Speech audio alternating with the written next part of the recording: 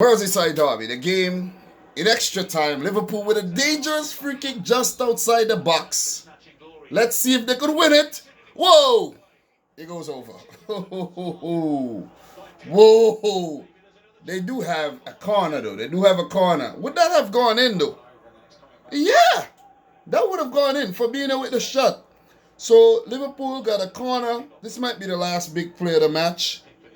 Not the most exciting game, but I think Everton, they held their own. So, might be the last big play unless, okay, corner comes in, Pickford punches, he's fouled. He's fouled. He's fouled. So, 30 seconds left in the game for Everton to actually, pick up a point here. It'll be a very valuable point here against, their biggest rivals, Liverpool. Haven't won against Liverpool since 2010. I don't think they have enough time though. Calvert-Lewin going off for Moise Kean. Moise Kean, he has 7 seconds?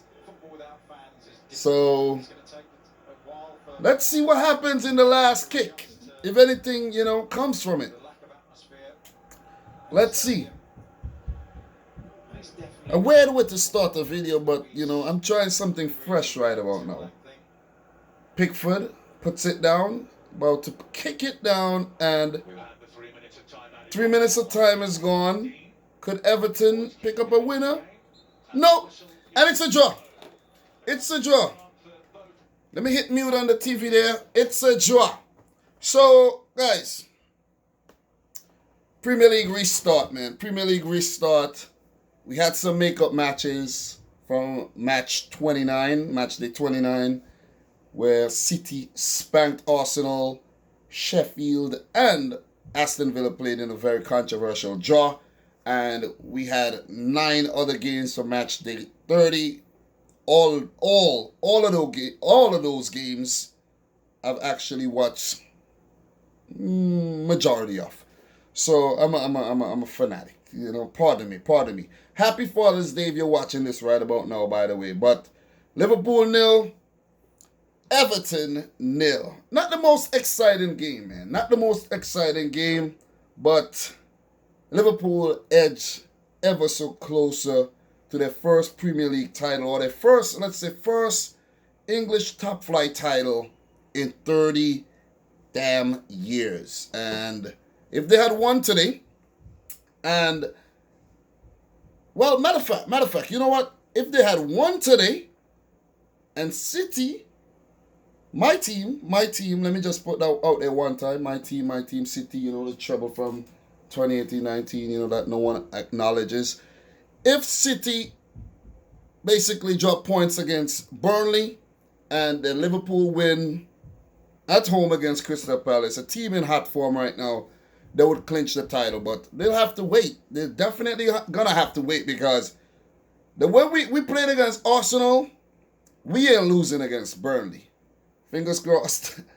Knock on wood. You know what I mean? Because, guys, we've dropped points and we've lost to some very, very, very,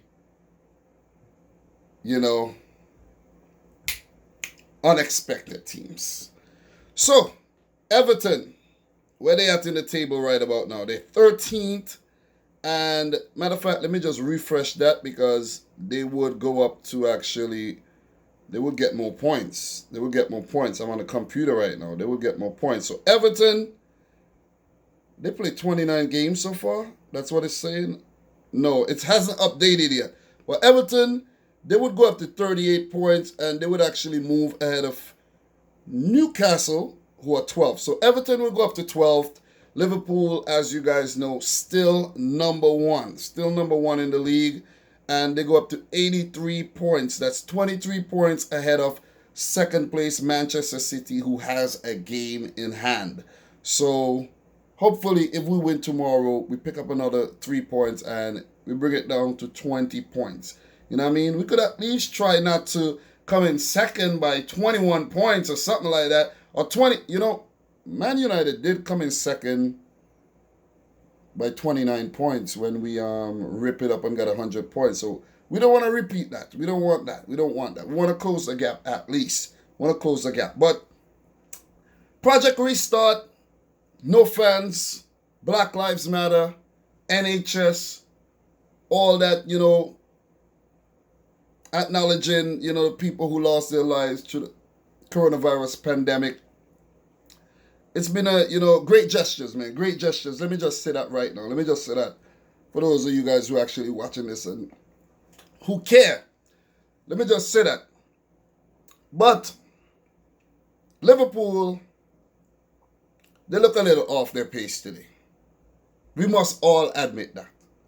We must all admit that Everton looked the more threatening team today and the more likely team to score and actually win. Let's just acknowledge that. Let's be honest. Let's be real and honest with ourselves here. I know a lot of Liverpool fans like to be biased and they like to say, nah, that was our game. We had it in control.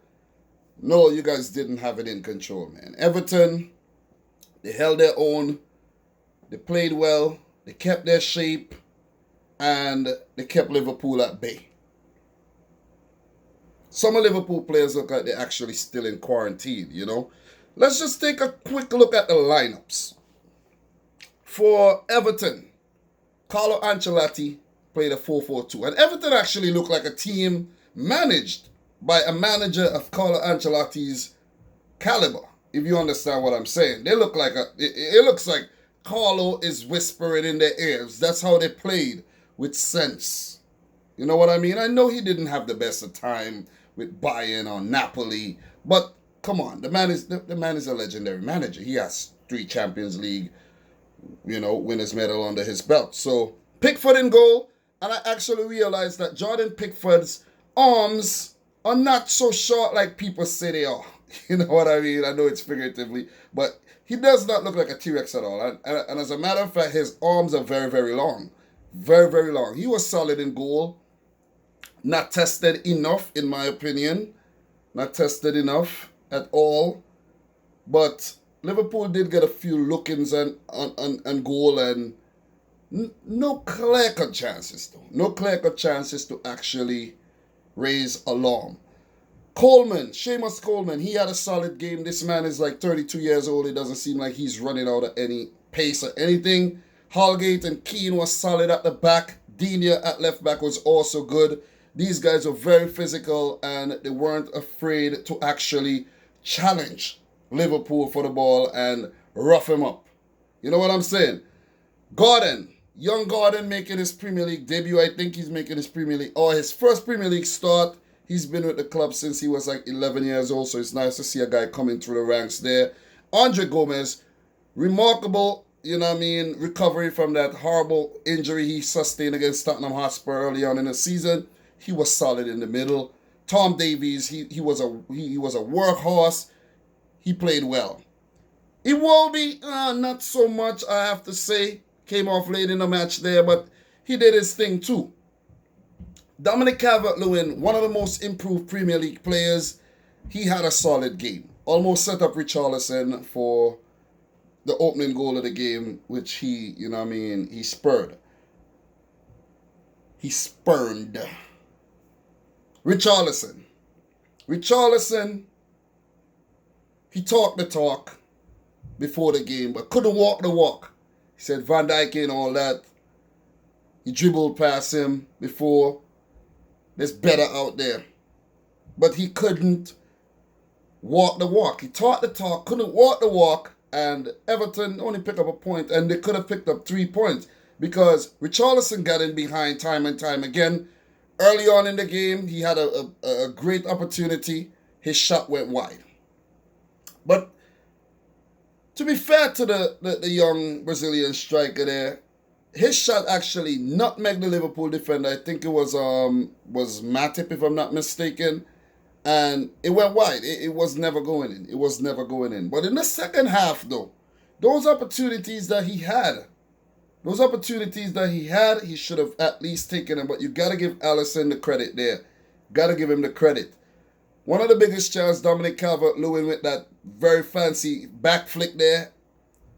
Alisson, man. What a save. And Tom Davies wasn't able to put the ball in the back of the net. But to be fair to him, Gomez, give him credit. He got a leg on it and he hit the post and went out. So it was probably, scary time for Liverpool fans watching this. Potentially losing to Everton in 10 years. It was a scary prospect, but it didn't happen. It didn't happen.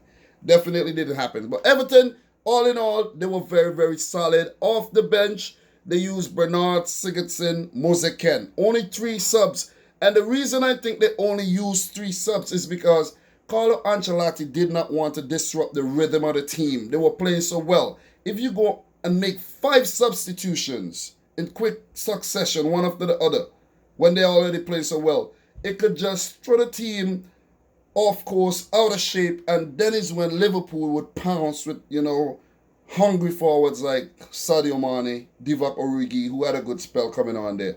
So, as for Liverpool, though, Jurgen Klopp, 4-3-3 formation, Alisson coming back from his injury there. He had a, injury layoff there.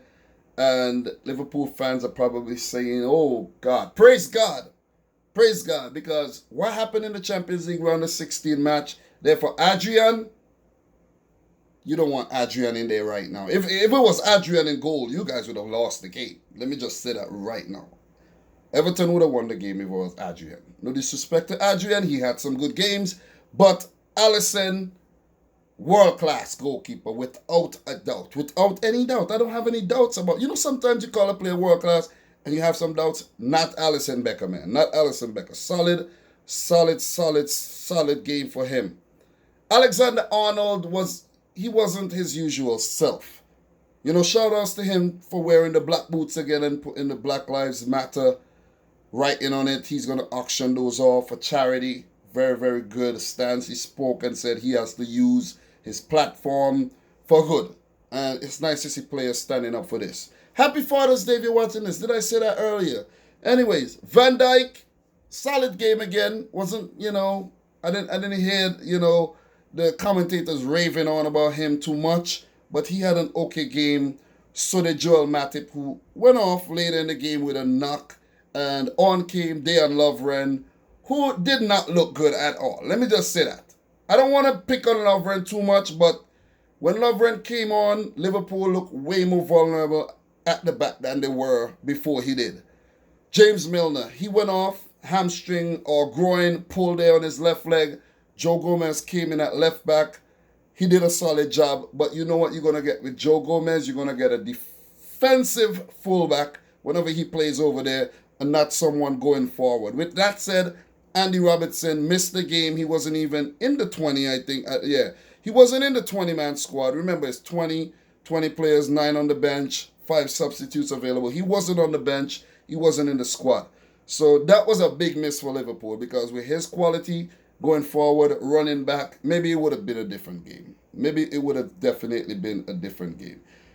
So my daughter actually just messaged me saying, Happy Father's Day. So thank you, Cassidy. I appreciate it. Kind of disturbed me, but I'm going to bounce back. Fabinho, he had a good game. Let me just say that. Fabinho had a good game. Took a good free kick at the end there. Tipped over by Jordan Pickford. He had a solid game. So did Naby Keita. He had his injury struggles throughout the season. And before that, it's nice to see him out there being very, very effective. Jordan Henderson was Henderson, doing Henderson things. You know what I mean? Takumi Minamino, who came off at halftime, I think he did a good job. I've been one to criticize Minamino and said he hasn't been doing enough. He doesn't look too bad. He looks okay. He looks okay on return. Firmino, his hard-working self, he hasn't been his, he has never scored against Everton, never scored against Man United. Kind of weird, right? But he was doing Firmino things as well. All these players weren't playing at optimum level. It's gonna get better for Liverpool. Or I'm being optimistic for Liverpool. I'm gonna give them the benefit of the doubt. I think they're gonna play better. Mane, very, very busy, but not a lot of opportunities. Not a lot of opportunities at all. Let's give Everton the credit and said they played a very, very, very solid game. So, Joe Gomez off the bench, Divock Origi, Alex Oxlade-Chamberlain, Wijnaldum came on, Lovren came on. You had Harvey Elliott, Nico Williams, and Adrian. Also, Mohamed Salah as unused substitutes. If Matip didn't pick up that injury, maybe Salah was going to come off the bench, and who knows what he could have done. You know what I mean? But it was a tense game. It was a very tense and cagey match. You expect this after restart. Teams are being very, very cautious, you know, players not to get injured. But Liverpool, they suffered 2 injuries today. Everton, none. Not that we know of. But all in all, it was a very impressive performance by Everton. Liverpool, I don't think they have anything to worry about. Came into the match with 82 points, now on 83. The title is just like, it's right there. You could almost touch it. You can't touch it yet, but you could smell it. You can see it. It's right there. It is right there. Like, no way Liverpool are going to blow this. It can't happen. It cannot happen. You know, after all that we've went through in 2020, coronavirus, threats of World War III and all of that late last year, no way. No way. You know, the restart and everything, no way.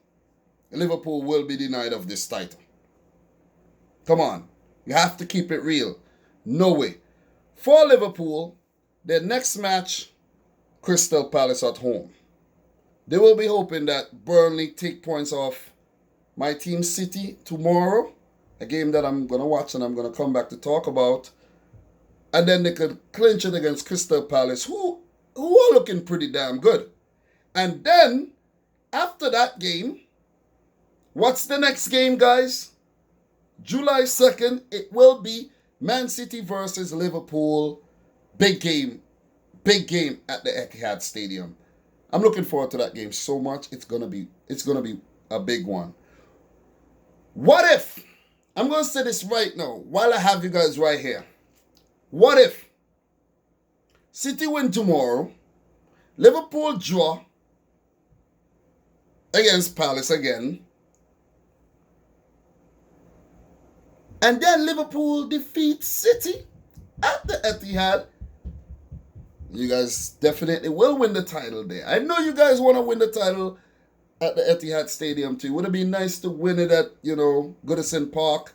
It would be nice to win it at Anfield, but it would be damn nice for you Liverpool fans if you win it at the defending champions' home, Manchester City. So after that, you guys play Villa, Brighton, Burnley, Arsenal, then Chelsea and Newcastle to, end the season. Liverpool are going to be champions. They're already champions elect. No way. They're not going to win this thing. For Everton, they play Norwich next. I think that's a pretty, straightforward game for them, or so I might think. But I think they are going to win that game. Then they play Leicester, Tottenham, Southampton. It's not easy fixtures, but if they could handle Liverpool like this, they could handle all these teams. Definitely. So I've been going on for a very, very long time. Let me see if I have anything else for you guys. At this moment, I actually don't. It wasn't the most exciting of games. Liverpool with 67% of the possession. Everton 33%. But Everton still managed to get 7 shots off with 3 of those shots on target. Liverpool 9 shots, 3 on target. So it was a good derby. But I think Everton, all in all, what a better team on their day. So that's it for me. I don't think there's anything else I could actually talk about that I haven't touched on in the video. If I miss any major talking points, guys, you feel free to put it in the comment section down below. If you're new around here, consider hitting the subscribe button. Make sure to slap a like on the video. Head on over to cardsplug.com/Dominic Rich FC to get yourself one of these lovely football cards you see right there. Use a coupon code Dominic Rich FC to get yourself 15% off your order. So, from your boy Dominic Rich, thanks for watching this video. Peace out. Rich Squad.